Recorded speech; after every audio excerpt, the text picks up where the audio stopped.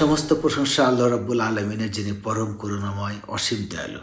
অতঃপর দরুদ ও সালাম পেশ করছি আমাদের প্রিয় নবী মোহাম্মদ মুস্তাফা সাল্লাল্লাহু আলাইহি সাল্লাম এবং তার পরিবার বর্গের উপরে। শুধু দর্শক শ্রোতা, আসসালামু আলাইকুম রহমতুল্লাহ বরকাতুহ। আজ আমরা আলোচনা করব রমজান মাসে কাদের উপরে রোজা ফরজ করা হয়েছে এবং কাদের জন্য তা শিথিল করা হয়েছে।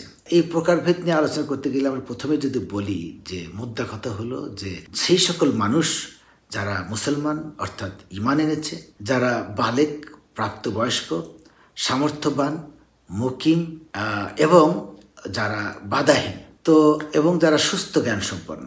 শুধু দর্শক শ্রোতা, আল্লাহ রাব্বুল আলামিন পাকে কালামের সূরা বাকারার 286 নম্বর আয়াতের একটা অংশে উল্লেখ করেন, আউযু বিল্লাহি মিনাশ শাইতানির রাজিম, লা ইউকাল্লিফুল্লাহু নাফসান ইল্লা উসআহা।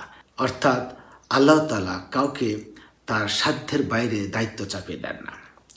আসুন আমরা আলোচনা করি এই যে সুস্থ জ্ঞান সম্পন্ন কারা, সামর্থ্যবান কারা, মুকিম কারা এবং মুসলমান বলতে কি, যারা ঈমান এনেছে। কাফেরদের জন্য রোজা প্রযোজ্য নয়।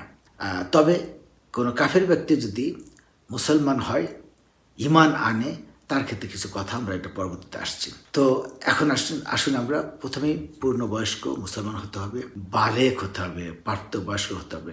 বালেগ হওয়ার ব্যাপারে আপনি জানেন যে একজন নাবালক ছেলে বা মেয়ে, তারা যখন তার বয়ঃসন্ধিতে পৌঁছে তখন থেকে তারা রোজা শুরু করবে।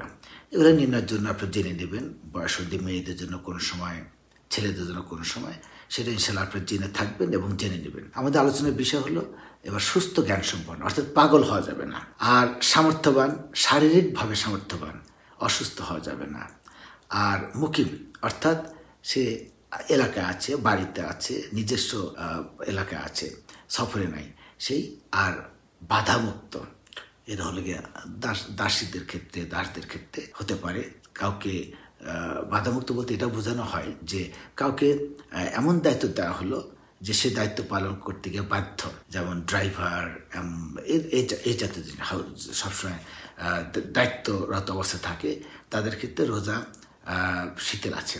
তো আমরা সাধারণ আলোচনায় যদি আসি, এই যে নাবালকের কথা বলা হলো, সেখানে আগের যুগে সাহাবীদের আমলে তারা কিন্তু নাবালক বলতে কি একটু মোটামুটি বড় বাচ্চাদের ক্ষেত্রে রোজা রাখার প্র্যাকটিস হিসাবে তাদেরকে রোজা রাখতে বলতো। তো তারা যখন ক্ষুধার কষ্টে কাঁদতো তখন তাদেরকে খেলনা দিয়ে, সুতা বা তুলার খেলনা দিয়ে তাদেরকে ক্ষুধা ভুলে রাখার জন্য চেষ্টা করতো। দর্শক, এই কথাটা বলার প্রয়োজন হলো এই জন্যই যে তাদের জন্য কিন্তু রোজা ফরজ না, কিন্তু এটা একটা হেকমত আছে এই যে তারা যেন এখন থেকে, আগে থেকেই রোজা কি, নামাজ কি, এই জন্য যারা অনুধাবন করতে পারে, সেই জন্যই এটা করা হতো। আজকাল আমাদের অনেক গার্জিয়ানরা তারা বাচ্চাদের প্রতি এত মমতাবান যে বড় হলেও তাদেরকে নানা উসিলা তাদেরকে রোজা রাখতে দেয় না। তো যাই হোক, এবার আসি আমরা যে মুসাফির, অসুস্থ, পাগল, এই জাতীয় লোকের ক্ষেত্রে আমরা আলোচনা করব। পাগল, সে যদি পাগল অবস্থা থাকে তার জন্য রোজা প্রযোজ্য নয়, এই জন্য যে সে তো নিয়ত করে না, নিয়ত বোঝে না। তবে সে যদি কখনো সুস্থ হয় কিছুক্ষণের জন্য বা কিছুর জন্য, যখন সে সুস্থ হবে তখন তাকে রোজা রাখতে হবে। আর অসুস্থ মানুষের জন্য অসুস্থ অনেক প্রকারভেদ আছে। কোনো অসুস্থতা আছে যে সেটা আসার কোনো উপায় নেই।